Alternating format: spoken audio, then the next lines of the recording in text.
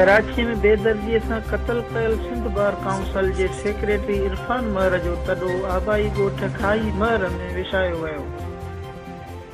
वाक़े की इतला मिलंदे ही महर बिरादरी, वकला बिरादरी और सिविल सोसाइटी जा मानू मरहूम के गोठ पहुंची विया।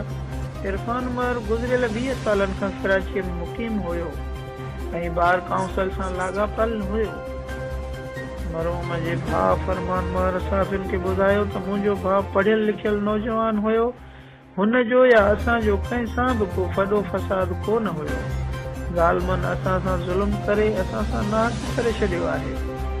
असा वडे वजीर सैयद मुराद अली शाह, IG सिंध मुश्ताक अहमद महर और समूरन इदारन का इंसाफ की घुर कंदे कातिलन के गिरफ्तारी जो मुतालबो कयूं था।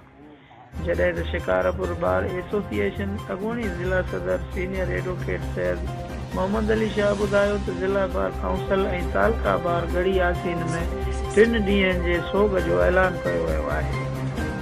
सिंध बार काउंसिल के सेक्रेटरी इरफान महर के कत्ल जो बुधी महर बिरादरी, वकला बिरादरी और शहर जो तडे ते अचण जो सिलसिलो जारी है। मरहूम कोयरन में एक बेवा, 2 पुट और 1 न्याणी छड़ी।